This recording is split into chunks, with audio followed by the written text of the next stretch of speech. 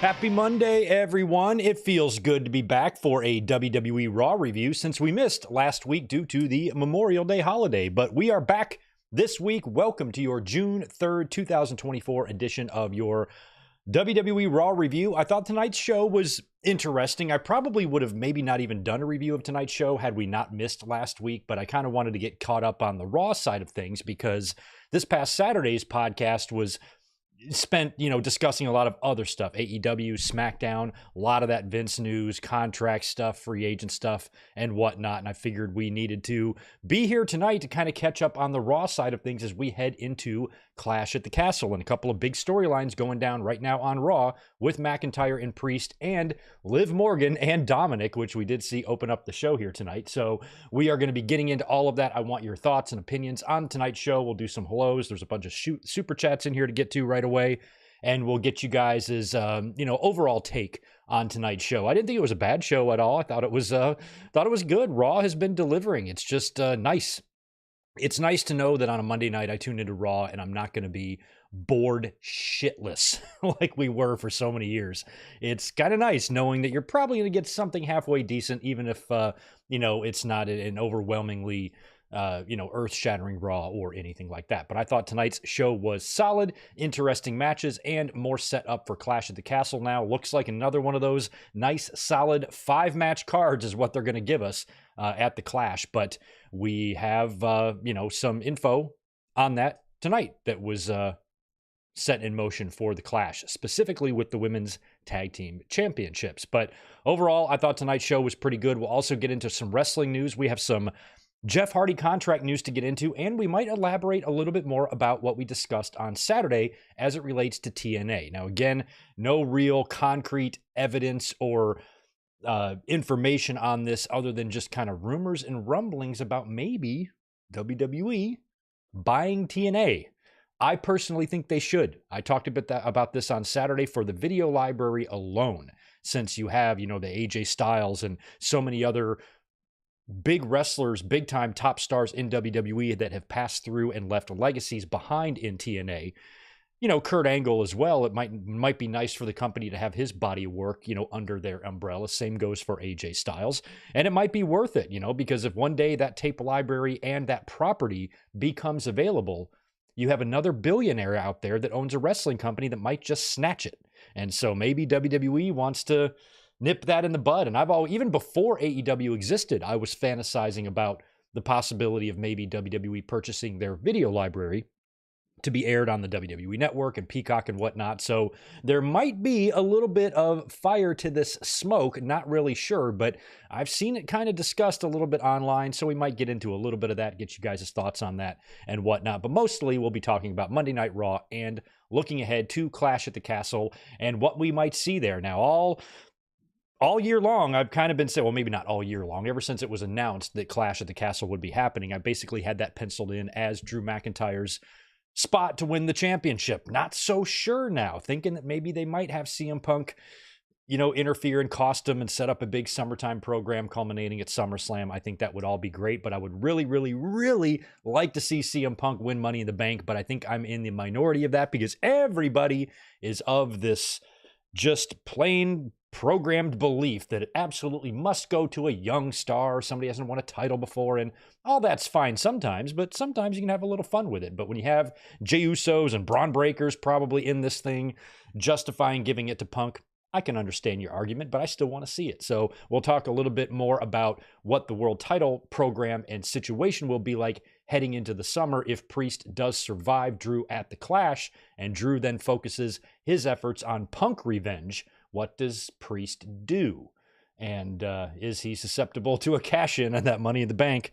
We will see. So lots to kind of just shoot the shit about tonight, talk about. Going to be a pretty casual podcast this nice, fine Monday evening. I want to welcome all of you here. Thank you for being here. Do me a favor, smash that thumbs up button. Monday numbers have been low, real low, but that's the kind of way it goes every year after WrestleMania. So any help y'all could give me would be very much appreciated. And please do me a favor and subscribe if you like what you hear and see. You don't have to subscribe right away. Give me a chance. If you like me, stick around. I would appreciate it. I did no sound checks. I just realized that before I went live. So let me just make sure. All right, there we go. I see myself. I hear myself. We're looking good. I see you guys. Let's rock. Let's hit some of these super chats and say hello to everyone. Let's say hello to channel members like Zayn G and Joshua Aparicio chiming in right away. Hello, guys. And Rarely Even is in the house. Excuse me. Thank you very much for the $10 that you dropped in, I think, before we even went live here. So I appreciate that. What's up, Greg? Good to see you. What do you think of CM Punk taking Logan Paul's title? It's the last title he needs to be a Grand Slam winner. The promos would be great. He'd give the belt prestige. Not against it. A CM Punk and Logan Paul match could be fun, although I don't think it would be better than anything Logan Paul has already done. You know, just given Punk's, you know, just age and athletic ability in the ring. I'm not sure if a Logan Paul match would be super great, but I'm sure it would still be good. I'm probably really undercutting Punk there and not giving him enough credit. But, you know, with the injuries that he's sustained in the last couple of years, I'm just nervous about him, you know? Another thing that I've mentioned recently when somebody brought up the Grand Slam stuff, I don't give a shit about that. Even if I was a wrestler, it's just being a Grand Slam winner to me isn't a big deal anymore. It's not hard to do it anymore. The way championships change, we're living in a world where The Miz has won 9 Intercontinental titles.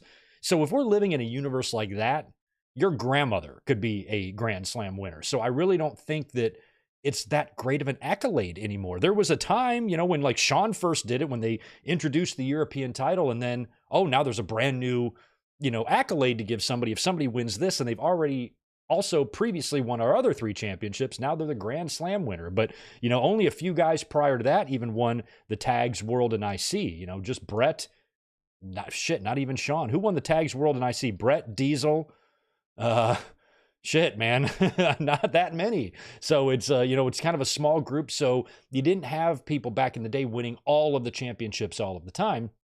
But then as the business started moving into the 90s, it started moving faster. Championship belt changes were happening all the time to where I just completely lost track. And before you know it, you got people, you know, winning 9 or 10 or whatever US or Intercontinental titles or tag team titles or multiple different types of tag team titles. It's so confusing. The Grand Slam accolade means nothing to me as a fan. I don't care. I don't need anybody to, I don't need Sheamus to win the IC title. I don't. Sorry. I just don't. I mean, it'd be nice if he did. I wouldn't reject it. I just don't need it. You know what I mean? So I'm not saying Rarely Even's suggestion is a bad one. You put CM Punk and Logan Paul in the ring on a pay-per-view. I think that would be great. And like you said, imagine the promos. I would be looking forward to the build and the promos, I think, more than the match between the ropes. So I wouldn't be like against it, but I don't think, number one, Punk needs the US title to complete any sort of legacy. I don't care about the Grand Slam thing. And Logan Paul has had, you know, pretty awesome matches with Seth Rollins, Roman Reigns, Cody Rhodes. You know, I worry that a match with Punk might not be as good as those. And we might find ourselves in a situation where a YouTube celebrity is going to have to carry a 25-year in-ring veteran. That's whack. That is whack. Good to see Ajax Johnson in here as well, new channel member. I think I plugged your name into the ticker here today. Good to see How Wheezy, Michael Kumo, and Red Raven Rucker, and Zach Palgett, channel members, early ones here. Let's circle back and say hello to Ronnie Matthews, Always Radio. We got Ricky, the new one, Daniel Barry Sports, and Matthew and Catil. Was Raw good tonight? That's for you guys to determine. I thought it was pretty good. And plus, every Raw that I see, I compare to the shittiest Raws ever. So as long as I'm not getting the shittiest Raws ever like we were getting in 2019, 2018, and 2020 for that matter, I'm going to be a happy wrestling fan. We also have 5 more from our friend Rarely Even. The briefcase will always be the best with a heel. Whenever a face has it, it just doesn't feel right and it's unnatural. I usually agree with that. I agree with that 90% of the time. There are the occasional occurrences where it does fit on a baby face, but overall, the Money in the Bank concept is a briefcase that gives you the opportunity to take advantage of, you know, a champion that's compromised or vulnerable, and that's not a real babyface thing to do unless it happens to be against the biggest asshole heel in the world that's already fucked you over a couple times, and this is revenge. Those are the cases where I think the briefcase on a babyface can work. You know, that's why I think it could work on CM Punk. CM Punk is the one exception to that rule. If he wins the briefcase, And let's just say, for argument's sake, Drew McIntyre, even though I question that this is going to happen, McIntyre picks up the title at Clash. He's the champion now. Punk wins Money in the Bank, and Punk can just torture.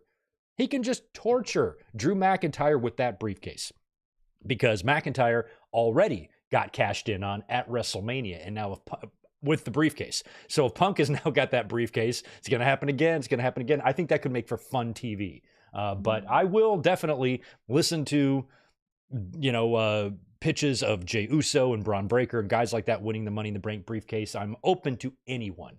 But Punk is one that I'm kind of secretly hoping for. It just depends on a lot of things. I don't think there's any point for Punk to win the briefcase unless McIntyre is the champion. So if McIntyre doesn't win at the Clash at the Castle, I don't think Punk is going to win the briefcase. He still could. What's up, Barry? Hawaiian Barry. I'm going to be seeing Barry in about a month. I leave for Hawaii in like a month-ish. I'm ready to go. I'm ready to go on vacation, y'all. I'll have some videos hitting the channel while I'm gone so you guys don't miss me too much. But Barry's got 5 for us, dude. Thanks, man. I'm going to take that money and buy you something to drink with it when I see it. Would be cool if Liv takes Rhea's spot in the group so Rhea can make a big face return. Liv in Judgment Day. I don't know. Yeah, I can see them doing that to have Rhea come back as a baby face. But what would convince Judgment Day to replace Rhea with Liv? Liv would have to come back to TV, do something to piss Judgment Day off. She wouldn't be able to seduce all of them. If she does, what a little tramp. That's my sister right there, Liv Morgan. But if she were to somehow seduce all of them and convince them all to include her in the group and boot out Ripley, that would be hilarious. That right there, that's a porn movie waiting to happen right there. But I can't see Judgment Day collectively making the decision to get rid of the strongest, most dominant woman in the company right now for Liv Morgan. There has to be like a reason for that. And we're going to talk about what Rhea and Dom did tonight, but there could be a different way to get there too. I mean, if Liv does wind up, seducing Dominik and he's really taken by her and they fall in love and then he insists that she joins the team or something, maybe there's a way to get there. I don't know. But usually when somebody, like Rhea Ripley, who's already hugely over even as a heel, and now she's injured and fans miss her, it's going to be hard for her to come back not as a mega babyface, but I'm kind of thinking the whole damn Judgment Day might be a babyface by the time she comes back. Not sure. I think it could go a lot of ways, Barry. We'll see. What's up, Isaac? Good to see you as well. Joshua's got $2 for us. Custody of Dom ladder match at SummerSlam. I know that everybody's been joking about that. They've been joking about that since before Liv Morgan even won the title, that Liv and Rhea Ripley should have a custody of Dominik ladder match at SummerSlam as a throwback to the 2005 match. And I know we're all just saying that as a joke, but I think we need to consider it. I think we need to consider that some sort of throwback, callback, tie-in could be, this is assuming Rhea Ripley is cleared and healthy by the time we get to SummerSlam.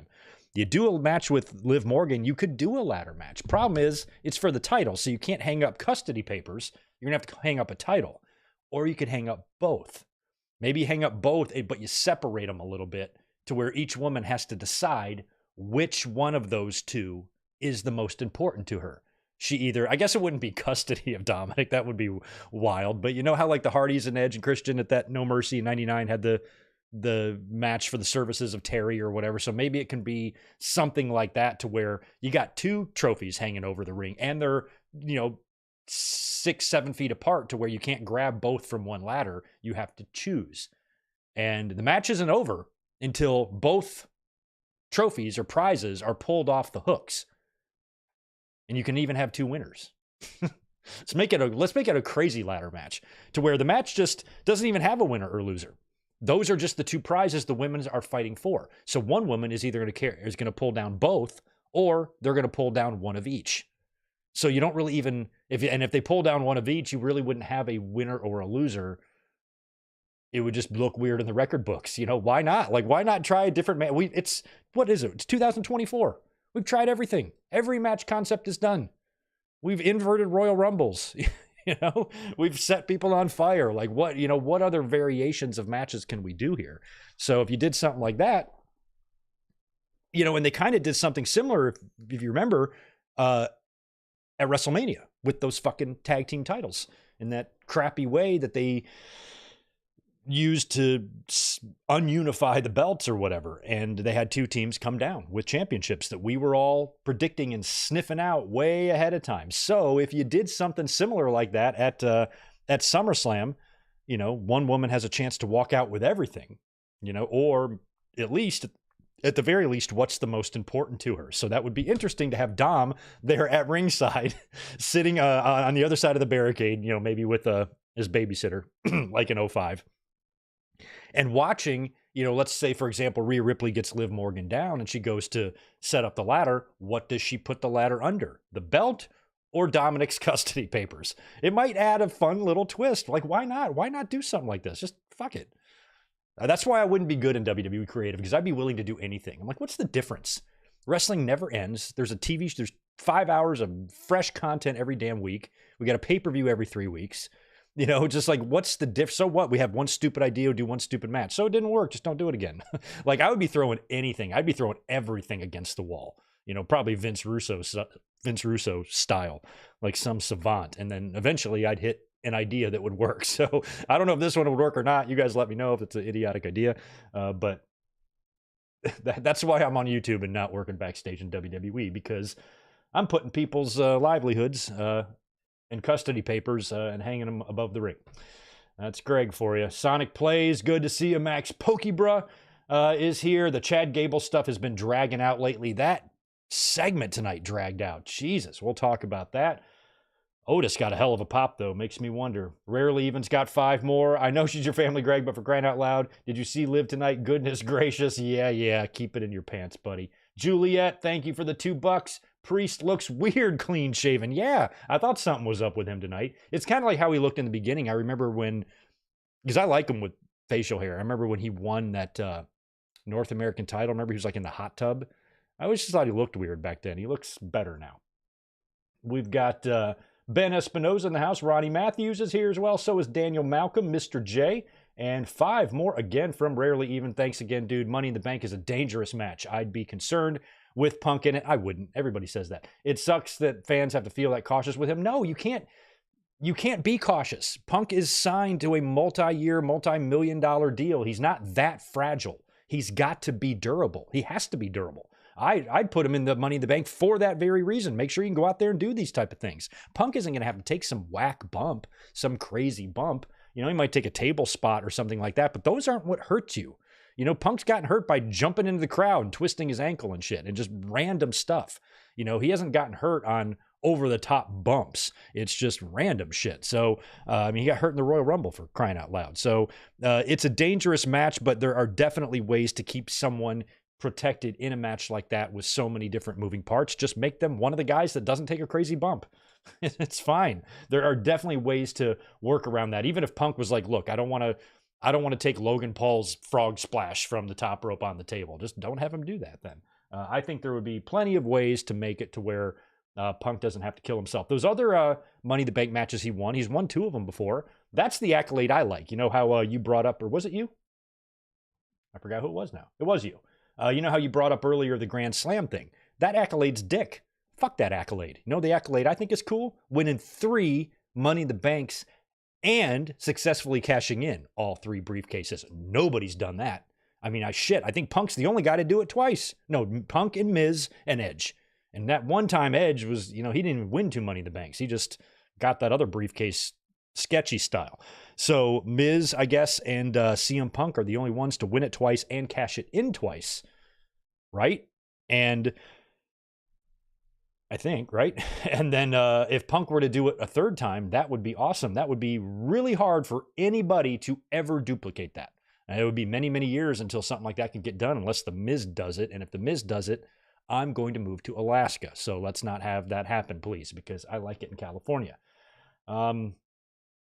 Yeah, Otis turning at the PLE, I think that's probably going to happen, especially since apparently Chad Gable's contract has not yet been re-signed with WWE, and his deal is coming up sometime this summer, sometime in the near future. There's a lot of contracts up. We've been talking about that a lot lately.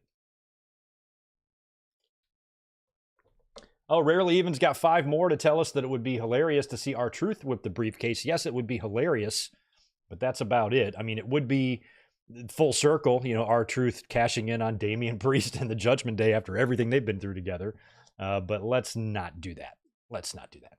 All right, let's talk about Monday Night Raw finally, since we've been live for about 20 minutes now.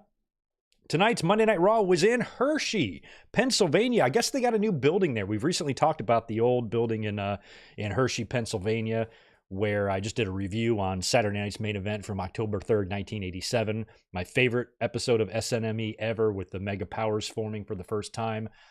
You had the Brett Bulldog In Your House match in that arena. Fake Razor and Fake Diesel debuted in that arena. And this is the old Hershey arena, where the Hog Pen match was, and it had that distinct look to it. I guess this is a new arena, so that arena in Hershey must be demolished and gone. They got a new one. That's where Raw was tonight. And the brand new Women's World Champion opened the show after beating Becky Lynch last week in the cage match, just 2 days after winning the title in Saudi Arabia, and with a little bit of help, assist from Dominik Mysterio. And now Becky Lynch is gone from the WWE and currently a free agent. We talked a lot about Becky Lynch over the weekend and in a mic drop last week, where I expressed my belief that I think Becky Lynch is going to take an extended absence from the ring for a little while, spend time at home, hang out with Seth since he's off the road, do the family thing for a while, maybe take the rest of the year off, come back to the WWE around Royal Rumble time. I do not think Becky Lynch is going to AEW. She might listen to an offer from them, sure. If the offer's ridiculous, like that $15 million a year MJF was rumored to have gotten. I don't think that's true, but that was the number floating around out there today. So if Tony Khan's, making it rain with them type of Benjamins, I'm sure anything is possible. But I think Becky Lynch, her bread's buttered in WWE. As a fan, I'd prefer to see her there. I love when people jump sides and switch and jump ship, and I love competition and all of that. But a lot of times when you think of somebody jumping ship and what it might look like for them to be in that new environment, with Becky Lynch, it would be super awesome to see her in AEW, like right at first, just to get that visual and just to soak in that surreal image of her there. Holy crap, Becky Lynch in AEW, or Rebecca Quinn is in AEW, and just kind of getting used to that for a few weeks, but that will wear off. And I think overall, for Becky's legacy and her legacy in the company, probably sticking with WWE is what she needs to do. They recapped what happened to her last week. Lyra Valkyria did an interview with Kathy Kelly backstage, where she mentioned Becky Lynch and how she'll be coming back and be better than ever. So Becky ain't going anywhere.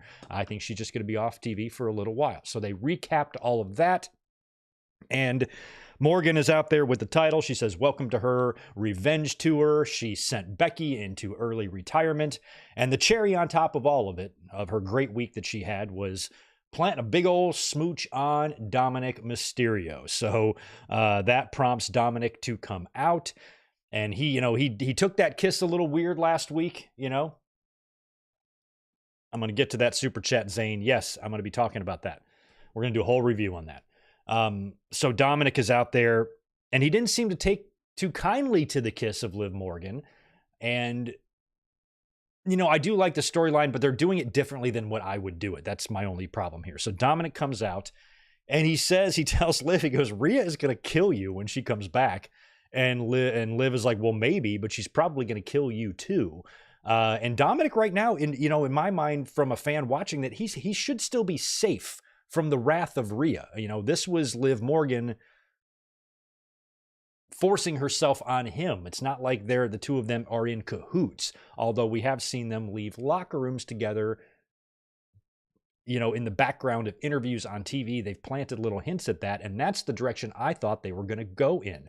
I thought Liv Morgan was going to take this revenge tour, to a manipulative degree, to where she was going to try to manipulate Dominik, kind of earn his trust and use him, and manipulate him and seduce him, sort of, and, kind of, make him fall for her and brainwash him and the whole thing, because, sometimes it's hard for men not to be brainwashed by beautiful women. So I think that it would have been something that could work, especially if she just kept working him and chipping him away at him. And, and then, finally he starts warming up to her, and then, they develop a romance or whatever, and she's just using him. And then when ultimately she was only doing that just to get back at Rhea Ripley, now she's destroyed Dominik too. I just thought it would make her the ultimate master manipulator. But basically, after Dominik tells her that Rhea's going to kill her, and then she barks back that Rhea's probably going to kill him too, and she kind of backs him. She kind of starts stepping towards him, and he's backing up in the corner. She's right in his face, and she said that she wants to take everything from Rhea Ripley, and that includes taking Dominik. So she basically just made her intentions known right to Dominik. I want to take you from Rhea Ripley. And that's when Finn Balor, what a homie, shows up mad, so mad, in fact, getting in Liv Morgan's face. I thought we were setting up a Finn Balor and Liv Morgan main event. Balor was pissed. He's like, get the hell away from my friend, and basically tells her to kick rocks and get out of there. And, grabs, Dom and ushers him to the back. So I am wondering now how this is going to work storyline-wise if she's basically telling Dominik, I want to take you from him. I don't give a shit about you, or take you from her. I don't give a shit about you. I just want to take you from Rhea. Why would Dom be down for that? It would seem like if Liv Morgan really wants this revenge and she wants to steal Rhea Ripley's boyfriend, then she should try to literally steal him. Because now Dominik's going to have to turn on Rhea. Doing it, the other way and having Liv, slowly gain his trust, and Dominik then maybe slowly starts falling for Liv Morgan, and she uses that to her advantage, and then she legitimately steals Dominik away. Making her intentions known makes it's fine. It's just I kind of wanted Liv to be a little dirtier than that. I wanted her to be a little bit more sinister, to where she doesn't even care that she's destroying another human being. She doesn't even care that she's destroying Dominik's life. It's just about getting that revenge on Rhea Ripley. So they're doing a little different, but I'm sure it can still be somewhat fun. So having Balor run out there and yell at her, told her to get out of there, was pretty funny. And as she's leaving, she walks over to Dominik and kind of grabs his head, and he's kind of like, ah. So he's freaking out a little bit, which is pretty funny because, mommy's got to be watching at home, wondering what's going on here.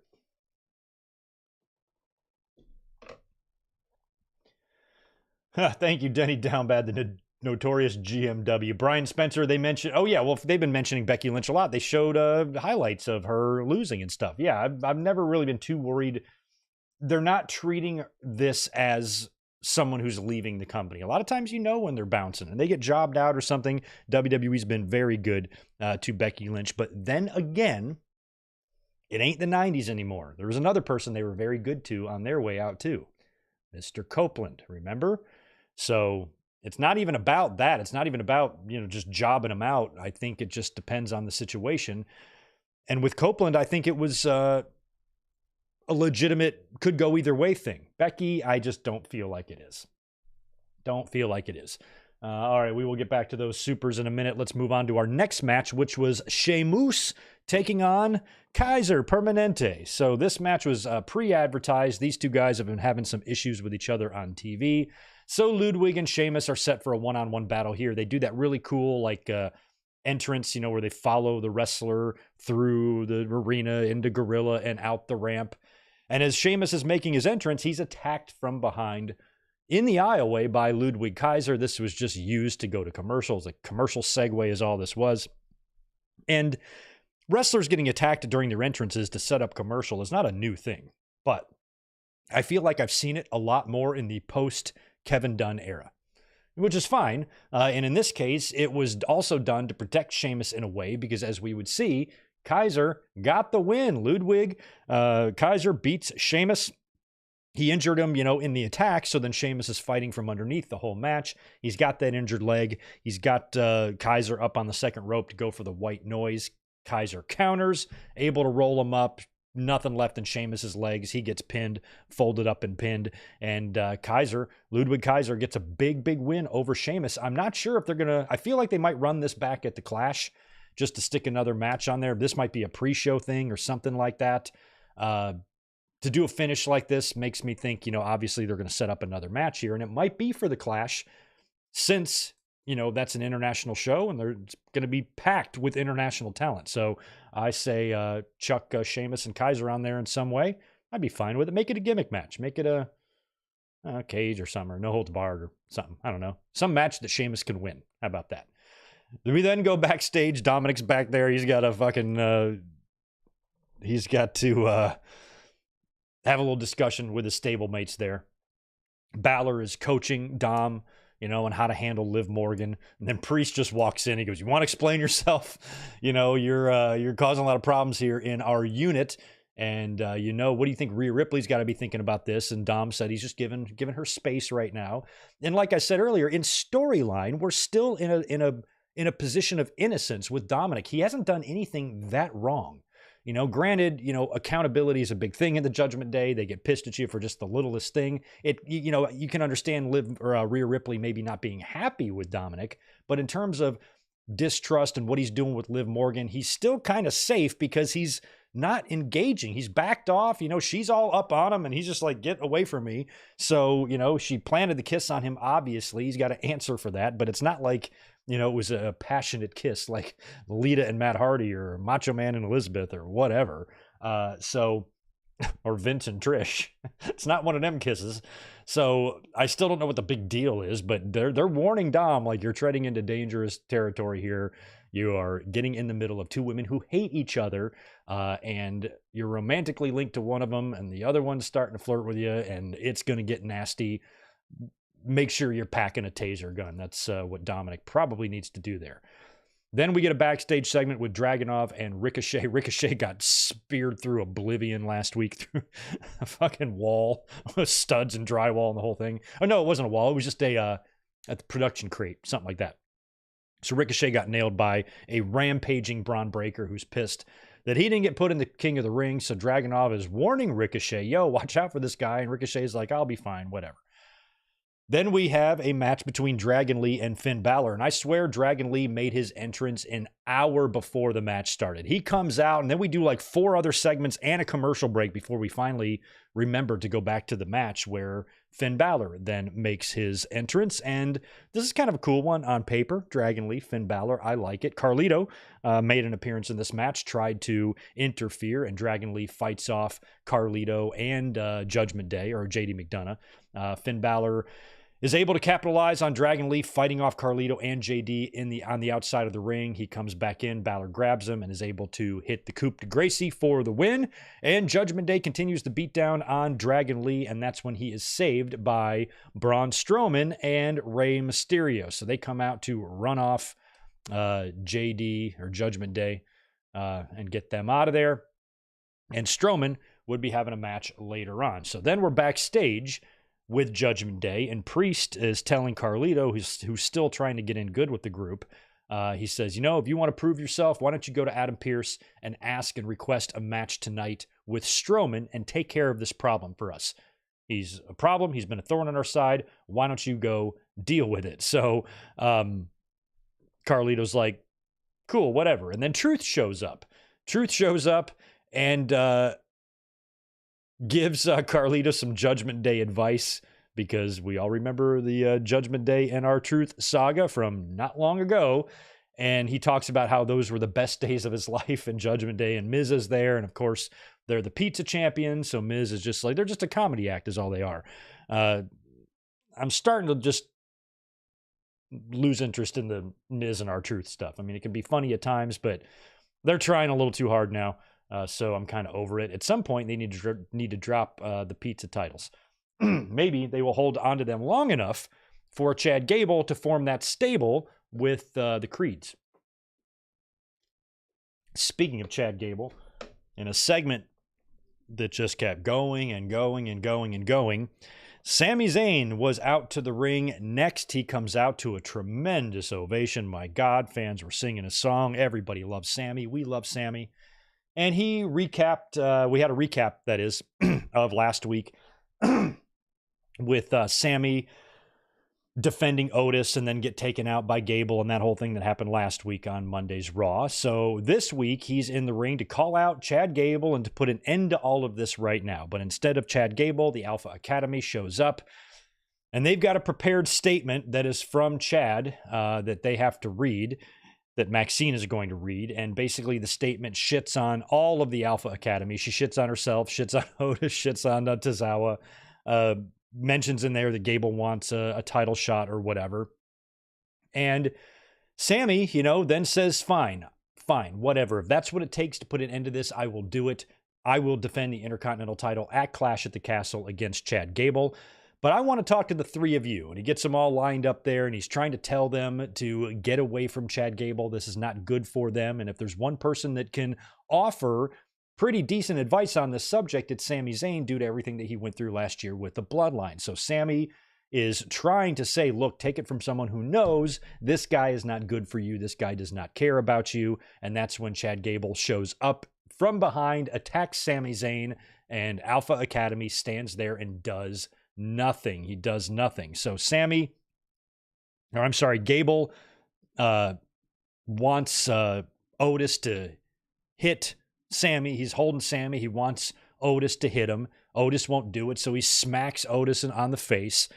And then Tozawa, he thinks about getting mad, but Gable shuts him down and punks him out. And then Maxine starts to get mad, and Gable tells her to beg, get down on your knees and beg. And then finally, after all this disparaging, and Chad is like telling them to leave the ring or something, pointing and getting in their face, Otis just steps right in front. And he steps in front of Chad like, ugh, and the crowd pop that he got for that. I'm like, okay, even though this segment drug out a little bit, that pop is telling. That pop is telling that when it happens and when Otis finally turns on Gable, and if you do it at the Clash at the Castle in front of that crowd in Scotland that you know are going to be wired and jacked, you might have one of your biggest pops of the year when Otis finally stands up to Chad Gable. And I think they're setting it up to happen at the Clash at the Castle. And if Chad Gable has still not signed his new WWE deal, then they're not going to be putting any belts on him. So I don't think he's going to win at the Clash anyway.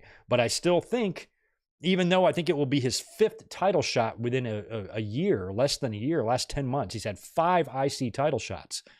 If he doesn't win this one, I don't know how you justify him winning it again. Or getting another title shot, excuse me. But I think Otis being the one to finally stand up to Gable and doing that at Clash, and Otis maybe celebrating with Sami or sharing a hug or something like that could be great. And then Gable can find himself a new family, provided he doesn't leave and go to AEW. He's another guy. A couple years ago, I would have said, yes, Chad Gable, get the fuck out of here. The Shorty G nonsense and everything else stupid that they've done for you, failing to realize the gem of a talent that you are. Get out of here. Go to AEW 100%. Go tear the house down with Will Ospreay. But now I'm finally invested and I'm enjoying the work that Gable's been doing for the past several months. And if this does culminate with him winning the Intercontinental title and forming, a new stable, I would love to see that. I really want to see that Team Angle thing with Gable and the Creeds. I think they would be tremendous, especially with a championship, and, maybe Gable can create a Kurt Angle type of legacy, which I think he should have already started many years ago in the company. So I kind of don't want to see him leave, and I don't think he's gonna. I feel like Chad Gable, who's a heavily featured part of television every single week, is not going to give that up to be partially featured sometimes in another company. I just don't see it. So I think Gable is another guy that probably will re-sign. So after Otis stands up to Gable, huge pop, Sami then has recovered. He attacks Chad Gable. They're fighting. And then Gable throws Sami into Otis, who then hits Tozawa and Maxine, who are on the apron, knocks them both off. And since Maxine kind of went down, they're kind of a little bit like, oh shit, we're worried about that. And then Otis, unfortunately, does turn, grabs Sami, slams him down, and then Otis goes to the outside and picks up Tozawa and Maxine and carries them both out of the ringside area. So Otis is still dealing with that internal struggle, and he attacked Sami yet again. So hopefully Otis will do the right thing at Clash at the Castle, and I'm pretty sure he will there. But that segment really drug on for a while there, and maybe could have shaved a couple of minutes off of that one. Now it's time for that Braun Breaker versus Ricochet match, and it was good. This Braun Breaker, man, he's something else. What a stupid name. Ugh. I mean, if they changed Walter, I mean, he was champion, wasn't he? Wait, did Walter win the IC title before he was Gunther? When did they change him to Gunther? Was he already champion? Maybe not. But if they were able to do it with Gunther, why can't you just do it with Braun Breaker and make him Rex Steiner? Like, this name is too stupid for me to get past. I cannot stand it. I cannot stand it. If I'm ever trying to not feel like a dork for watching wrestling, names like that don't help. Braun Breaker with 2 Ks. Get the fuck out of here with that. But it was still a good match. Breaker is he's something else. That guy is a specimen. I think at any point that they decide to move him into a world championship contender, he's ready. He's ready if they do that tomorrow. He's just too much energy, too much of everything, too much of a good look, promo ability, too much tan. He's got too much of everything. Just he's nuts. I think that you can't do anything with him but other than make him main event, in my mind. Once he really gets cooking, that top rope Frankensteiner he delivered to Ricochet was just crazy. Speared Ricochet for the win, by the way. Ricochet was already dealing with some bruised hips and whatnot, and we did talk about Ricochet over the weekend as well. He's another guy whose contract apparently is coming up within the next several weeks. And as I said on Saturday, he's another guy, like, granted that AEW did snag a bunch of free agents recently, with Will Ospreay and Mercedes Moné and Kazuchika Okada. Those are some big ones, but a lot of these names that are coming up in WWE, they're currently working in a company that's doing really, really well right now in terms of numbers and interest and enthusiasm. And all these people whose contracts are coming up are people who are featured on TV every week. Every week, Ricochet and Chad Gable and Natalya and Becky Lynch, they're all on TV all the time. So it doesn't feel to me like any of these wrestlers are going to leave, Ricochet included. He's engaged to Samantha Irvin, who is developing a legacy for herself that's going to make her the greatest WWE ring announcer in history. I'd stay right where I was if I was Ricochet. Granted, much like I mentioned with Becky Lynch, the sight of her in AEW would be cool and surreal to see. But then what? Same thing with Ricochet. It would be awesome to see him in AEW. Getting another match with Will Ospreay would be incredible. But what then? I think Ricochet should just stay where he is. But he lost tonight to Braun Breaker, and so did Natalya. Natalya lost to Kiana James. I think this is Kiana's first match on Raw, so it's my first, relatively decent look at her in the ring. She beats Natalya, and Natalya is another name that has been floating around out there about her contract being up real soon. So we talked about Natalya a little bit on Saturday as well, with all of the connections that the Hart family have with WWE. I can't really see her leaving, although she does have an incredible opportunity here. If her contract is legitimately up, like in the next couple of weeks, you got that Owen tournament going on in AEW. She could go over there and win the Owen. That would be awesome, if she did that. But Natalya is somebody that I've been really liking a lot lately, and I don't really want to see her go. But, while she's still got time in her career, she's a veteran. She's been around a long time. She's put a lot of years into WWE. If she wants to go out and try to, maybe do a few bucket list items in her career, or maybe she really seems to be into being, a locker room mentor, leader, someone you can always approach for advice and whatnot. She might want to go do that in a different locker room somewhere. Who knows? But based on her reaction after she lost backstage, when I think she was talking to Sonya Deville, right? And she said, and I quote, "Enough is enough. It's time for a change." You know what that means. Next week, Natalya is going to join the Nation of Domination. I'm ready for that. She's already got the hat. She's going to join the Nation, y'all. I'm excited about that. No, I don't know what that means. But I hope that Natalya has got some yellow and black danger caution gear ready to go for whenever she returns. But quoting Owen there was awesome. That could be a sign that she's going to leave and go and enter the Owen Hart tournament and win it for him. Or it's just going to be a new direction and attitude for her when she comes back. If she's going to be off TV for a little while, not sure. Or if this enough is enough thing isn't necessarily her taking some time off and then is going to reappear. Maybe it continues as early as tomorrow night on NXT or something. I don't know. But she's definitely going to be undergoing some sort of personal or professional change, whether it be her look, or her attitude, or what company she's working for. Whatever she does, we wish Natalya the best. But I think also another thing you got to think about, TJ Wilson, right? He is an agent, and he works with the women a lot, and they love him. And he seems like he's got a pretty good and stable job in WWE. And again, you'd be splitting up, couples, not that that's a deal breaker for any reason, but, with Seth and Becky, with Ricochet and Samantha, and with Natalya and TJ, if I was them, I'm not them, but, if me and Elizabeth both worked for WWE and my contract came up, I mean, they'd have to offer me something real good for me to, start working on the opposite side of my spouse for 70% of the year, so just everybody's different. Everybody has different ambitions, but I think if it was me, I'd probably just stay where I was. So my heart of hearts, I feel like Ricochet, Gable, and Natalya, and Becky are all staying with the company, even though their contracts are up. That's my personal take on that. Sonya Deville, mentioned her a minute ago. She's back. Great to see her back. I love Sonya. I've missed Sonya.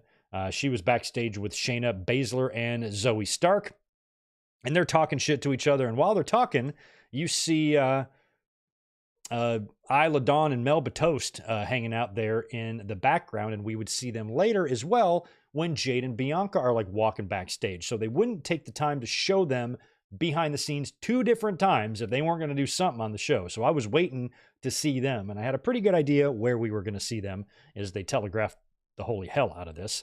And then we have Braun Strowman versus Carlito. And Strowman is out there fighting off all of Judgment Day, including Dominik.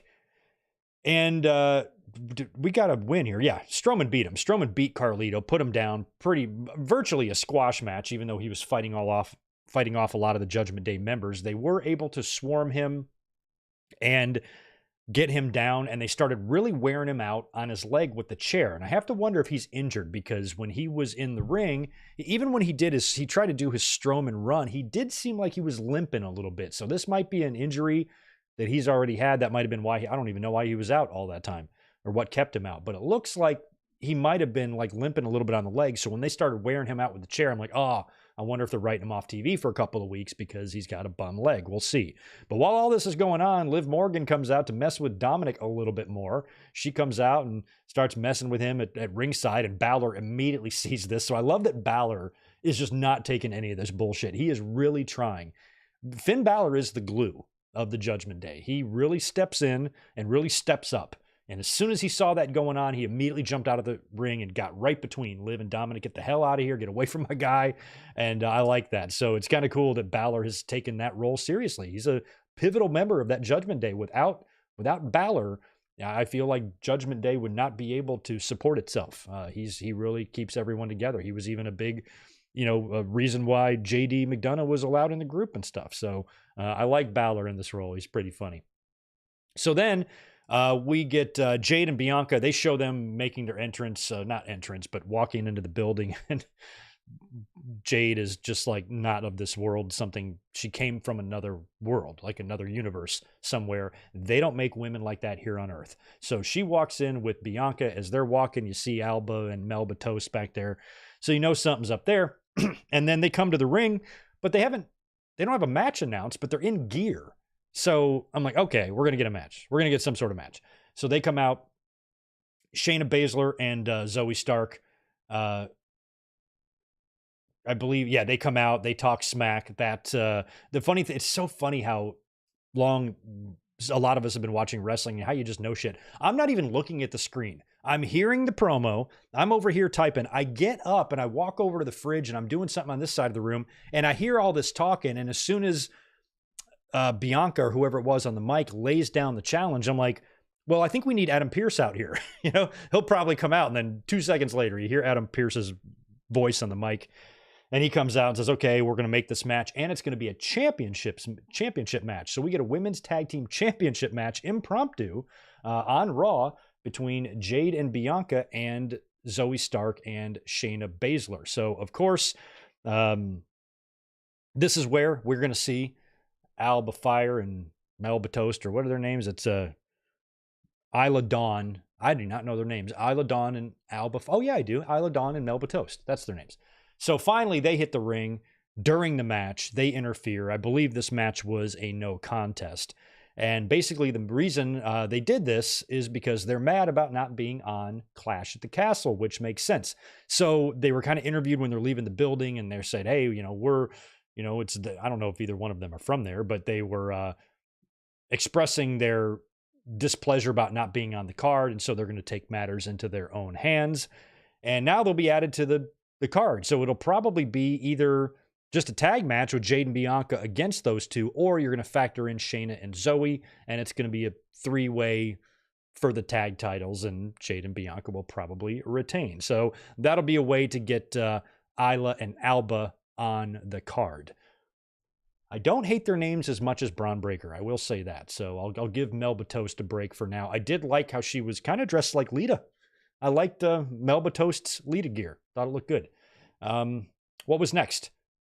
Damian Priest. Interview backstage with Kathy Kelly. Moment of silence for Kathy Kelly. She's tremendous. And Drew McIntyre shows up, gets in his face a little bit, and talks some smack about their match at Clash at the Castle. And then we get Jey Uso. Jey Uso has got a promo that he's going to cut from the audience. He makes his entrance, very cinematic looking stuff. And he's up at the top of the staircase there, and you got everybody just doing the thing. And he officially declares for the Money in the Bank. I don't know if you can declare. He made his intentions known that he intends on winning the Money in the Bank. So we will have to see if Adam Pearce is going to make him qualify, or if he's just going to allow him to be in it. We'll see if they do qualifying matches, however they're going to set this up. But they're already starting to plant the seeds for Money in the Bank. And we know that Jey Uso would not come out and cut this promo about being in Money in the Bank if he wasn't going to be in Money in the Bank. So you can count Jey Uso in as one of the participants for sure in the Money in the Bank. And a lot of people have been talking about him lately because, it was reported in the last couple of weeks that ever since he got that amazing entrance and reaction at Backlash, the WWE really wants to lean into that. And now it's started to turn the fans a little bit to now where they're saying, oh, he's all entrance. Well, now that's all he is. It's overtaken his whole personality. I don't know if I'm going to go that far with it. I don't love the Yeet. I don't love the Yeet glasses. Jey Uso, to me, was much more interesting as a character during a lot of that stuff with the bloodline, the relationship with Sami, the personal struggles that he was going through, and his ability to tell those stories and emotions with his face. And a lot of that has gone out the window now that it's just the glasses and the Yeet and the thing and all of that. So I can understand that argument, but the entrance is not a bad thing. If you can find something that gets someone stupidly over, Bryan Danielson had the yes and the yeah, people still do that shit. And so if you can find something that works, why aren't you going to go all out? I mean, at least WWE, like I've talked about this recently too, when they recognize something might be working or, ooh, that was awesome, let's do more of that. That's better than ignoring it, isn't it? Because sometimes in AEW, we've seen that. They start seeing somebody connect or doing something that starts to work and the fans are taking notice of and just evaporates into the air. Where WWE, they're like, no, let's try this. Boom, here you go. Let's yeet the fuck out of these fans. So I don't really have too much of a problem with this. And I think that when narratives start to get pushed, they become parroted a lot. So I think that this belief that Jey Uso now is all entrance and he's totally worthless as a talent, and now he's exposed, those things snowball. When those narratives get going, they snowball to where the little bit of truth that there was is now buried under jargon, and it's just, nah. So I'm not too worried about Jey Uso yet, but I do agree that as a character, I liked him more when he was able to show these emotions. Now it's just a lot of playing up to the crowd and whatnot, but that could just be temporary. There might be a way to combine the two. WWE is clearly, they've shown us lately that they're not stupid. Maybe 5 years ago they were. But the deranged old maniac isn't in charge anymore, so they're not as dumb as they used to be. And if we as fans are noticing these things, then maybe they are too. Okay, let's make sure even though his entrance is great and everything, let's make sure that that doesn't become a runaway truck, and we still remind fans that Jey Uso is a great wrestler, has a great personality, and has the ability to connect beyond his entrance with the audience. Just remind us of that. That's all you have to do. That's all. It's a very easy thing to fix for this complaint that I've been seeing about him lately, especially online, that this is fixable. So if you start seeing yourself go in this direction, stop going in that direction. So I think WWE can fix that one up. I'm not too worried about that.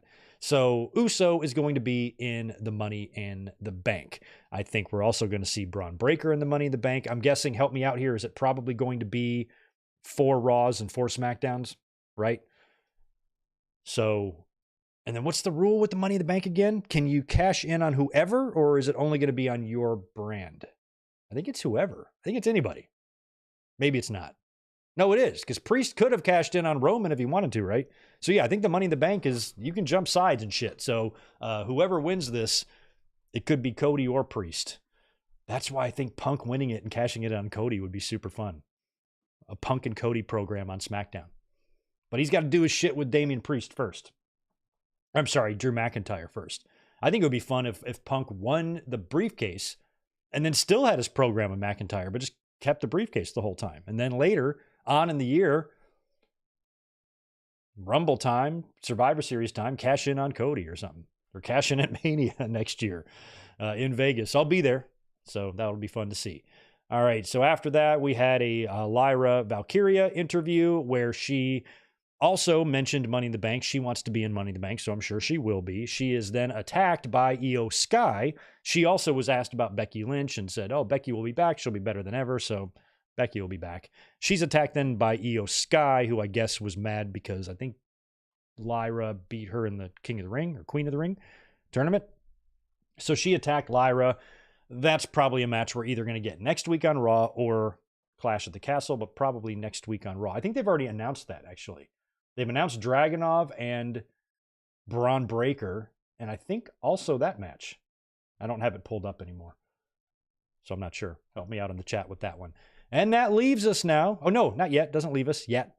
2 more things to talk about. Before we got to the main event, we have the Authors of Pain taking on the New Day. Now, lately, Karrion Kross has been messing with Xavier Woods a little bit. We saw this a couple of weeks ago. I touched on it on the Raw review, I think 2 weeks ago. I don't even know what they did last week because I never saw the damn show.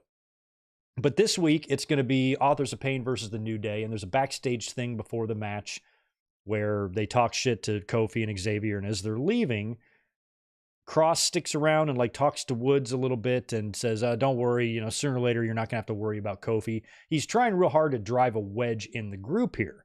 So I asked myself a couple of weeks ago, why are they doing this?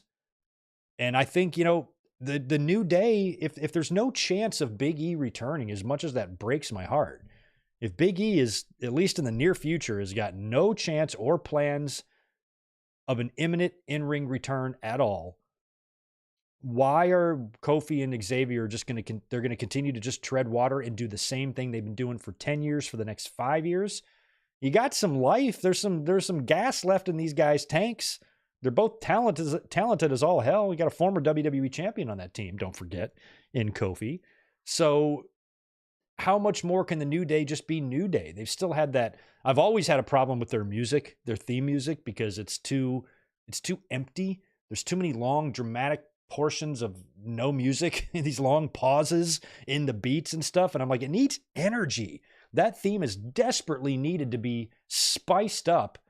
Even when they were super over and the fans were just into it, I'm like, spice up that theme. It needs energy. It has no fucking energy at all. So the New Day are just doing New Day. They're literally stagnant in that spot. And if that's what they want to do, they want to finish out their careers together as a tag team, maybe pick up another tag team title win somewhere in there, then that's fine. But if not, why don't you do something with these guys? So maybe that's what they've been setting up here.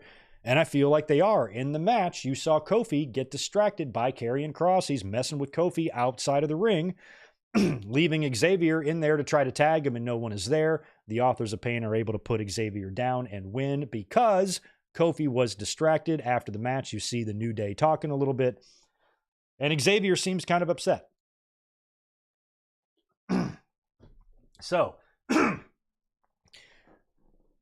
is Woods going to turn? Are they going to, Xavier Woods, he's a video gamer. I know he likes, fantasy stuff. He's into all that shit, anime and all that stuff.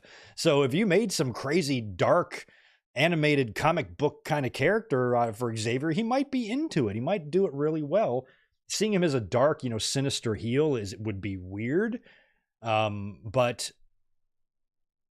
unless the story they're trying to tell here is that the bond of the New Day is so strong that nobody can penetrate it, it's just a reminder of the fans that these guys aren't going anywhere. I'm not fucking leaving you. I'm not leaving you, Kofi. But I feel like at this point, I'd like to see them do something else. I mean, we've had the New Day forever. It's been going on forever. And now that Big E is gone with no real belief that he's going to be coming back, unless this is setting up his return, unless this is what they're using to bring him back, unless Karrion Kross and AOP are on the cusp of converting Woods over to them, and then Big E shows up and snaps him out of it. Remember when Owen and Davey were fighting with each other on Raw in 97, and then Brett showed up and brought the family together, something like that. Otherwise, you might want to do something else with Woods and Kofi, because otherwise they are just showing up to work, having New Day matches, and going home. I mean, everything they've done since, aside from the Kofi title run, has been largely the same. So maybe it's time for Woods to have a new career path, new gimmick, new storyline direction. Might be good for him. Woods is, both of them are. Woods is entertaining. So use him. Maybe that's what they're doing here. Let me know if you guys see any hints that I don't see, anything specific they might do. And I kind of thought we might get the debut of Uncle Howdy tonight as well. WWE's website had just a hello and a goofy graphic, some staticky looking picture up. And then tonight they glitched out and it said, the QR code took you to an image where it said, see you tonight. And I was like, would Uncle Howdy debut tonight? Feels weird for him to get involved in Damian Priest's business when he's got everything going on with McIntyre right now. Where would Uncle Howdy debut? I didn't know how they would even do it. Turns out he didn't debut, so it didn't matter. But I feel like that could be coming soon. Uncle Howdy might be the one to win Money in the Bank. We don't know.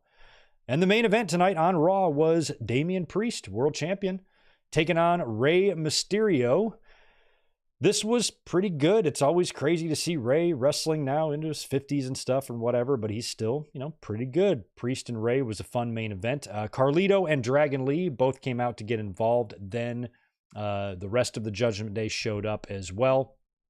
So as everybody's on the outside of the ring fighting, Rey Mysterio goes to the top, hits corkscrew plancha onto everybody, taking him out. But while he's doing this, that allows Priest time in the ring to recover. So when Mysterio gets back in, Priest grabs him, hits the South of Heaven for the win, and puts down Rey Mysterio. Not a big surprise there. Damian Priest, the world champion, is not going to be taking a loss in the main event on Raw to Rey this close to Clash at the Castle at all. You should not be pinning your champion in a situation like this. After the win, McIntyre, as expected, had a feeling he would show up since he was in the building. He came out and takes out Priest with the Future Shock, and then he's lining him up for the Claymore, but Judgment Day, who was out there, Balor, shows up and takes a Claymore bullet. So he jumps in front of Priest, gets Claymore, and I'll tell you what, man, Balor has my respect.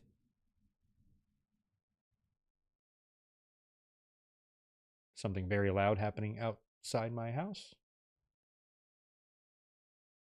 Don't know what that is. Oh, I think that's my neighbor moving in their trash can. That was like, what the hell? So Balor, he's out there. He's a real one. He's a homie. You got a problem, you want Balor by your side. He's taking bullets. He's protecting Dominik. What a guy. So he takes the Claymore for Priest, and then Drew throws Priest on the outside. He starts prepping the table for a big table bump, but he takes so much time preparing the table that Priest is able to recover and hit Drew with a choke slam through the table, with all of Judgment Day standing over McIntyre to close the show. So we got one more week, I believe, right? Next week? No. When is Clash at the Castle? I don't even know when Clash at the Castle is. What is the date of this show? WWE Clash. Sorry, guys. Pardon me. It is. Still don't have a date on it. June 15th. Okay. Gotcha. Oh, yeah. June 15th. I knew that. So that gives us one. Next week will be the go home then, right? So maybe next week you'll look at who gets the upper hand there between these guys, between Priest and McIntyre. McIntyre puts him down and does the thing where because, Priest put him down tonight. So next week, look for this. Next week, if they do a segment where that closes, especially if it's a closing the show segment, where McIntyre beats down Priest and he grabs the title and he holds it up in the air, he ain't winning. If Drew McIntyre holds that championship up in the air next week on Raw, mark my words, he is not winning that championship. I don't believe. And I think there's a really good chance of both of those things happening. Now that Priest got the upper hand tonight, you feel like Drew will get it on the go home and wind up losing. So, even though, Vince McMahon and Kevin Dunn are gone, you can still be formulaic in WWE. And I'm telling you, if they do that thing next week where he holds up the title, all bets are off for Clash at the Castle. And if they do a segment like that where Drew gets the final say, they close the show with him celebrating over a beaten up Damian Priest and he's holding the championship, I believe for sure CM Punk will show up and cost McIntyre the match at Clash at the Castle. But what kind of a crowd reaction are you going to have for that? You would think that McIntyre's probably going in as a babyface, right? So Punk, what kind of a reaction would he get? Would the crowd in Scotland pop for him screwing over McIntyre? I don't think so. That's why I think McIntyre should just win the title and Punk should win Money in the Bank and just torture McIntyre for the whole damn summer. I think that would be really, really fun. So Priest just won the title at WrestleMania. I totally understand the argument that he should have a longer run than this. So if that's the case, how's he going to get past Drew McIntyre? I think the only way to get past Drew is to have Punk interfere. But I just don't know, like that crowd reaction is going to be crazy. I don't know what kind of crowd reaction they're going to get. Now, for storyline purposes, it's going to be great because that's going to, there's already super bad blood here between these guys. And now CM Punk costing McIntyre the title twice. You would think that they're going to be set up for some gnarly match at SummerSlam, some no holds barred, knives, guns, chainsaws, everything legal that you can imagine. And McIntyre is going to be one of the most angry men in wrestling history coming after CM Punk with the rage of an army, So I don't know how that's going to play out. I think it would set up for a really fun SummerSlam match and maybe get some kind of a match like Punk and Brock gave us back in 2013. And then you wouldn't have to have the title because there's already enough there in the story. You don't need any championships there. But screwing over McIntyre, especially if you have a whole audience at Clash at the Castle that's going to want to see Drew win. He already got screwed by Solo last time they were there. I don't know, man. I don't know, because at least last time it was the heels doing it. You know what I mean? Like at least last time it was the Bloodline screwing over McIntyre. Now it's going to be a completely different environment where you have a heel going into a building where he's probably going to be treated like a babyface, and you're going to have a babyface come in and screw him, who might be getting a heel reaction. I don't know. Is that what's going to happen? If they did that, if Punk does cost Drew at Clash, don't you think Punk would get booed? Or here's another thing to look for. No, I don't know if they would do this. Unless Drew McIntyre, in a pre-match promo prior to his match with Damian Priest, shits on Scotland. I hate it here, or whatever. Just does something to piss him off. Maybe then, when Punk comes out and screws him, the crowd will be happy. I don't know. I don't know how they do it. Maybe you guys are telling me right now in the chat. Let's knock out some of these super chats and answer some questions, and then I will be wrapping things up for the evening. Where did we leave off? With Zayn G. Yes. Thank you, Zayn. Thank you for bringing this up, too. Appreciate it. I might be late. Are you looking forward to the WCW doc on Vice? Yes, that's going to be, I think, a 4-part series. Starts tomorrow, titled Who Killed WCW? So I think it'll be good. this story, I know this story backwards and fronts. I could write a whole damn book on WCW myself as a fan, and everything that killed it and what led to it and the story and all the different things we went through during those Monday Night Wars days with Nitro starting and Luger and the NWO and the Attitude Era and Austin McMahon and all that stuff. So WCW specifically, a lot of that's probably going to be focused on, you know, how business was done behind the scenes and stuff, and decisions were made and creative control and egos and things like that. I think it's going to be really awesome, and we're going to be checking it out for sure. So I think it's a 4-part series, 1 per week, 1 every Tuesday for the whole month of June, I think is what this is. So when it's over, and possibly even after specific episodes, we'll be discussing them here on the channel. And if it's a really good series and it starts getting crazy reviews and positive comments, then I will do a full standalone video on the review of the whole series. So we'll see how it goes. But thanks for bringing that up, Zayn G. Rarely Even's got 5 more. I understand what they're going for, but this Sami Gable feud isn't hitting. Something is just not there. Did you not hear that pop for Otis? I mean, that segment tonight wasn't that great. It did drag out a little bit, but you can't say the fans don't care. I don't think the Gable-Sami feud is that bad at all. I'm kind of into it, especially if it's paid off well.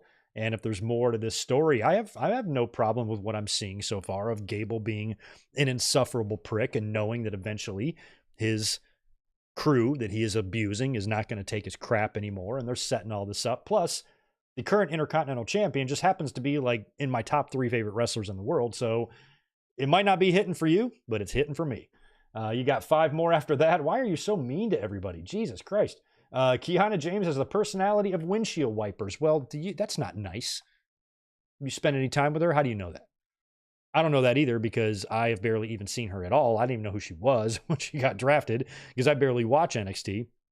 By the way, I want to schedule a watch along for this Sunday, but they've got Battleground, I think, right? They're going to be doing that from the UFC, so we might have to do a dual thing. We might be doing the classic watch along with NXT on the TV that I have over here. Might have to be doing that on Sunday night. But Kiana James, you know, they don't, WWE these days, I would hope, doesn't have the habit of just calling up completely useless people from NXT. Shawn Michaels is the lead trainer down there. Shawn Michaels was a kind of a good wrestler. He was pretty good, pretty decent, kind of knew what he was doing, sort of, in the ropes there. If he says someone's ready for prime time, I'm taking HBK's word. And let's give her a chance.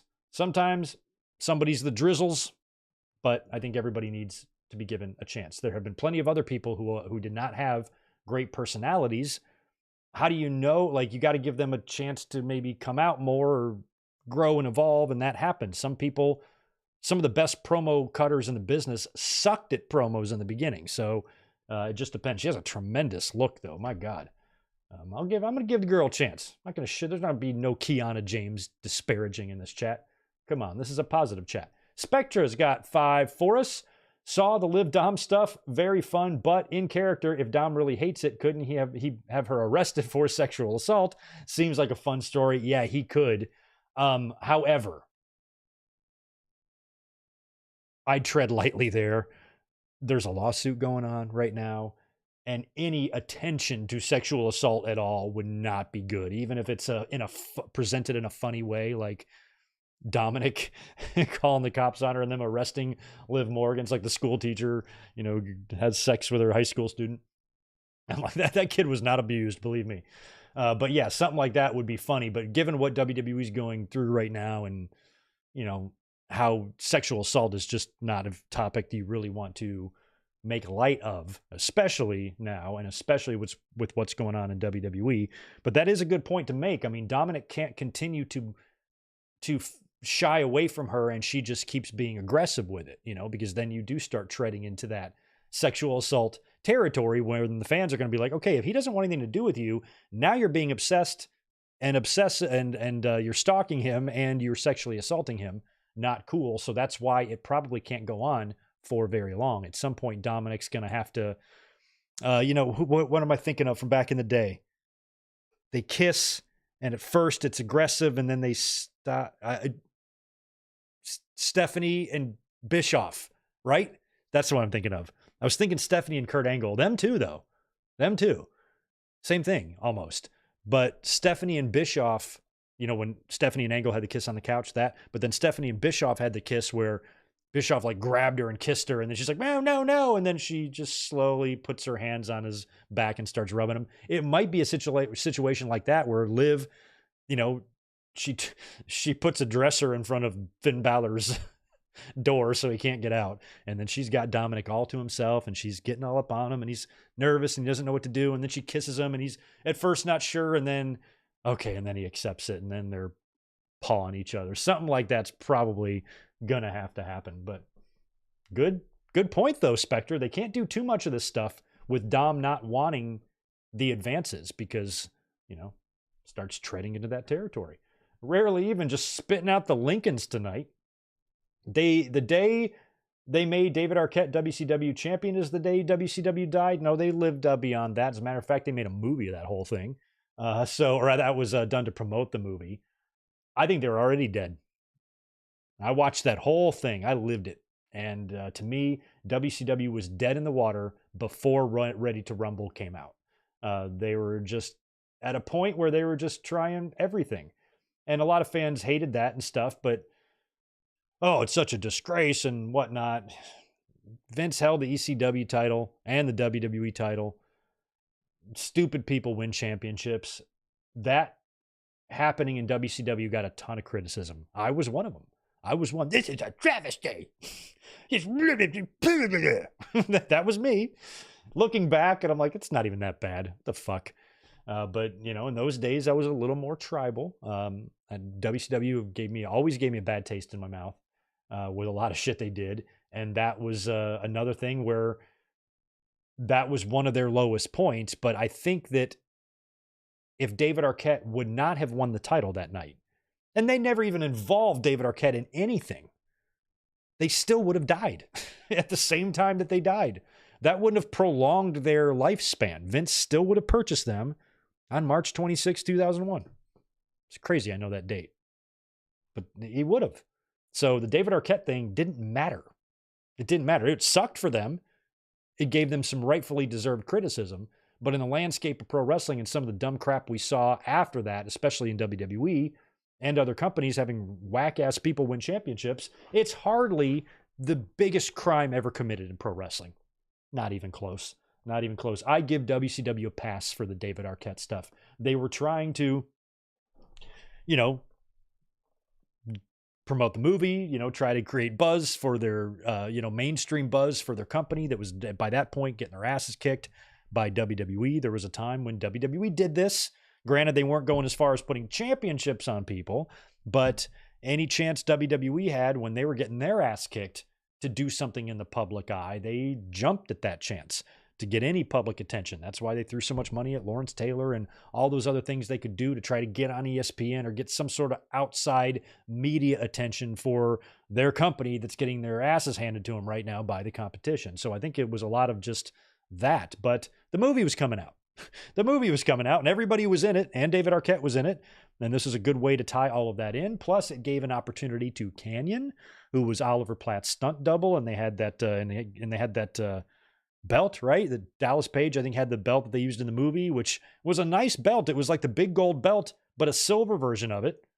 I liked it. I thought that was a sexy belt. So I'm not as mad at WCW as I used to be about the David Arquette thing, but it'll be interesting to see what the documentary says about Arquette. This is cool. Rarely Even's got 5, and he says, Carl Anderson came into your job at Duncan again. He is a top man. He took pictures with everyone. He didn't leave until he said hi to everybody. Well, that's cool. I forgot where you are. I forgot what city you're in. What Dunkin' Donuts is Carl Anderson rolling up in? I got a Dunkin' right across the street from me here. Not far at all. But I never go to. I should. Zayn G, my boy. Good to see you, man. Welcome back. Always happy to see you here. And thanks for another $5 from you. Have Punk win the briefcase, cash on Cody Rhodes, turn heel, Summer of Punk begins, holds the title until Mania 41 and loses it to Lesnar. Oh my God. That is quite a run there for Cody. I think if we get any sort of Summer of Punk again, it's going to have to be next year. Winning the briefcase and cashing in on Cody that quickly. I think cashing in on Cody, I do like the idea. Before WrestleMania, when Cody and Punk had that promo on Raw, that face-to-face, that made me want that match real bad. So cashing in on Cody would be great. I don't know if you do it all right away. Like if you went, boom, wins the briefcase, cashes it in the same night or whatever. I'd wait on that. And like I've kind of pitched before, I'd have Punk win the briefcase and make all the fans believe that he's just going to be targeting Drew McIntyre because that's who his feud is with. And he's just going to make Drew McIntyre's life a living hell. And he's going to wait and bide his time and wait for the perfect moment to capitalize and cash in on McIntyre. And then one random night when Cody's defending the title, Punk comes in and cashes in on him, swerves everybody, wins the WWE Championship. And then Cody and Punk are on SmackDown feuding into whatever next pay-per-view we're going into. I'm into that idea. Hopefully WWE has some fun with the briefcase. Oh, okay. Oh, cool. All right, Rarely Even. Newport Richey, Florida. It's a suburb of Tampa. I think I've been through there before. I've been down to Tampa before. I spent, been down there a few times and spent some time. Where did I go? Where the hell did I go in Tampa? I forgot why I was there. I was in Tampa twice. Stayed at a hotel. It wasn't, I don't remember why the hell I was there. It was a long time ago. It was like 2006. I'll remember. I went down there to see my grandparents, but they lived more closer to Orlando. I don't know what I was doing there, but I do like warm climates and Florida and beaches. That's cool. Dunkin' Donuts in Florida. Yeah, Brian Spencer. I briefly ranted for about 30 seconds on that earlier. I hate the name Braun Breaker. I've hated a lot of names in wrestling, but this one I think tops the list. I did not like Dolph Ziggler. I did not like The Big Show. There's been a few other names that I just thought were god-awful, and Braun Breaker is one of them. It's a horrible, stupid name. It's so stupid. It's so dumb. And sometimes I wish Vince was in WWE so he could look at the Raw roster and be like, hey, wait a minute. We can't have a Braun and a Braun. You got to change one of their names. I'm like, hey, great. Make him Rex Steiner again. So that's what I would do. I don't know if WWE will ever do it, but I mentioned earlier, they changed Walter to Gunther, and he was already well established, arguably more established than Braun Breaker is, and they changed his name. Just randomly. Remember, we all flipped out about that. I was one of them. What the fuck's wrong with you? My grandfather's name was Walter. I liked the name Walter. It's my dad's middle name. I liked Walter because it's a family name. I wanted him to stay Walter. He didn't. He's Gunther now, and you know what? I got over it. I'm fine with Gunther. Now it fits him perfectly. And Breaker is so good and stupidly intense, and he's got nothing but dollar signs written all over him. You could name this guy Chicken Fucker, and I think he'd be a tremendous talent. So I think a name change, if there's one guy that could survive it, Braun Breaker could. You could totally change his name. It would be fine. You know, he's gotten over with a shitty name. Imagine how over he'd be with a badass name. Change it. Change it, Triple H. I'm begging you. And I hate when people are like, no, he picked it. I don't care. I used to say that about Dolph Ziggler. No, Dolph picked his name. Dolph is his grandfather's name. I don't give a shit. I could care less. It doesn't make the name better. The name sucks. It's terrible. I don't care if he picked it or came up with it or who came up with it. Does not matter. It's awful. So, sorry, Dolph, your grandpa's got a dumb name. Ain't my fault. So, I don't care who came up with it. I don't even care if it was his idea. Because that's a lot of people's defense. Well, it was his idea. Well, it was a stupid fucking idea. He's dumb. Tell him he's dumb. Tweet him right now. Tell him it's a stupid name. I'm kidding. Braun Breaker he's tremendous. He's gonna be a star despite the horrible name, and we're probably gonna have to live with him being Braun Breaker with 2 Ks forever. And he's gonna have that idiotic name, and he's gonna take it into the Hall of Fame and to the grave. And it's gonna suck, but hopefully he can get past it and become a superstar anyway. Yeah, Brian, I'm not a fan. There's a few things that really chat my ass, and that's one of them.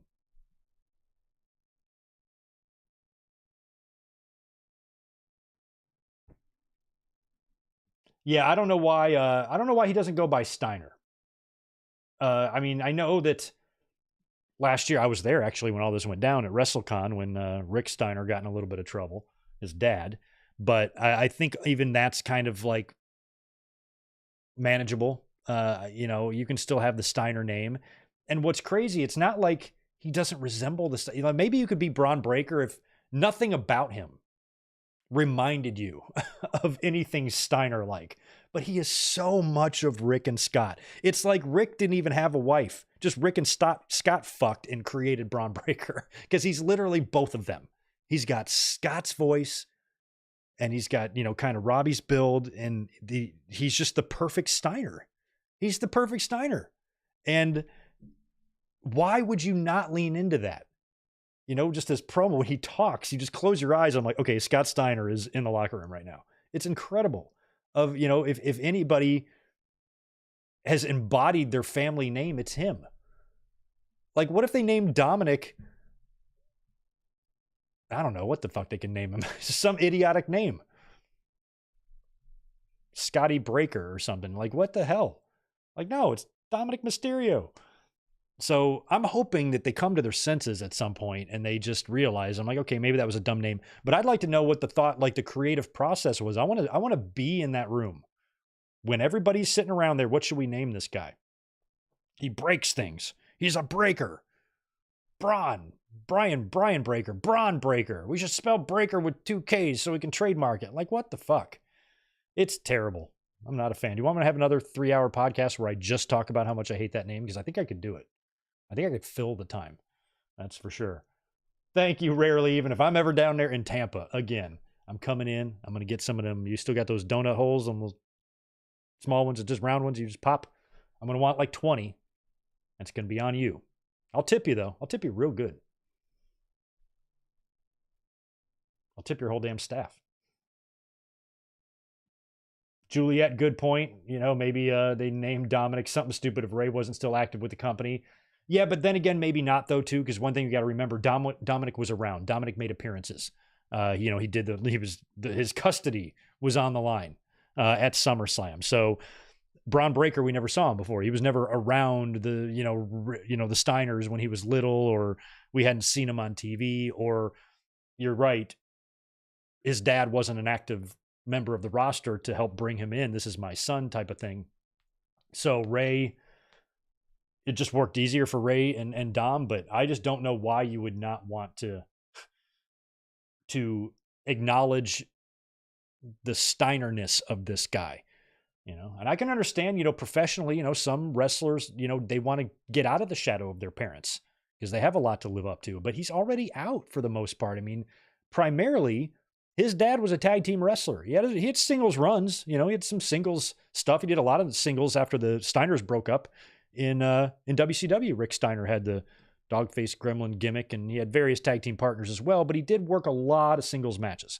But for the most part, he's known more of a tag team wrestler than his brother is.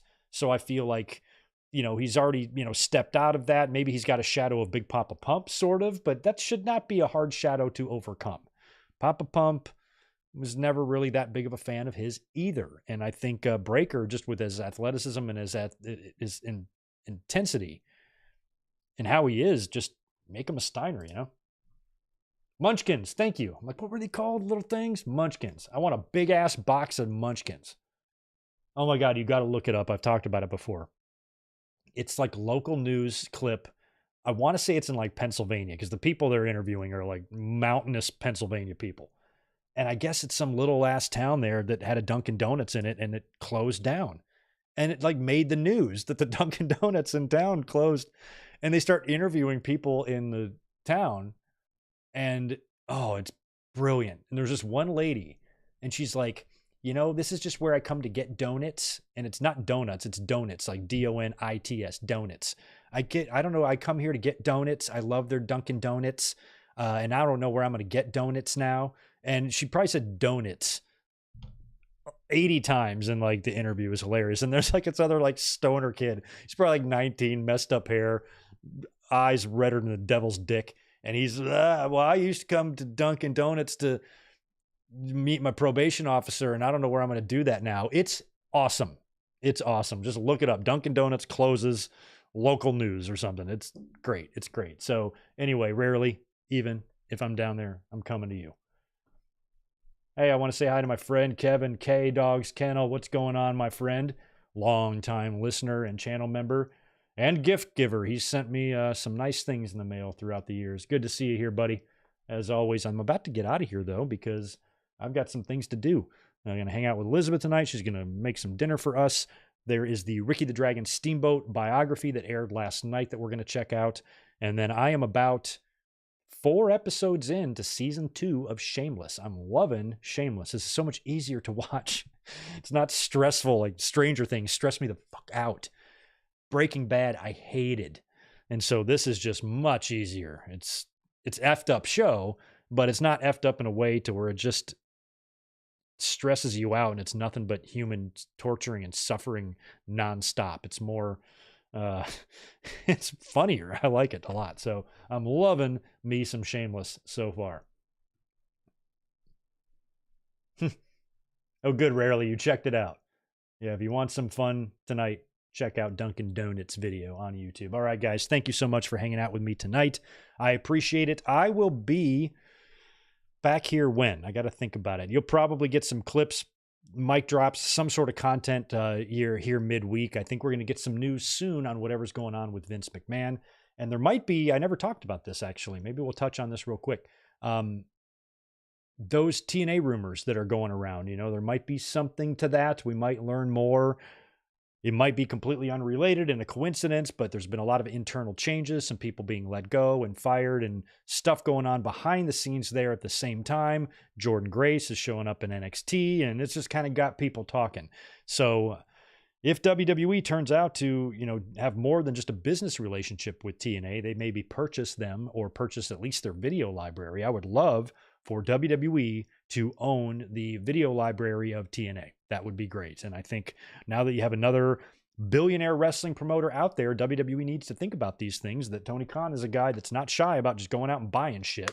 So if the TNA library is something that would be of value to WWE, and I think it would be, considering, you know, the AJs and the Kurt Angles and how many people in WWE's universe that had careers and left marks in TNA, that could be some very, very valuable footage. And I'm kind of hoping these rumors are true. But we don't even know if there's anything to these yet. But if there is, we'll be up here this week talking about it. Thank you so much for hanging out tonight, guys. Enjoy the rest of your Monday, and I'll be talking to y'all real soon. Peace.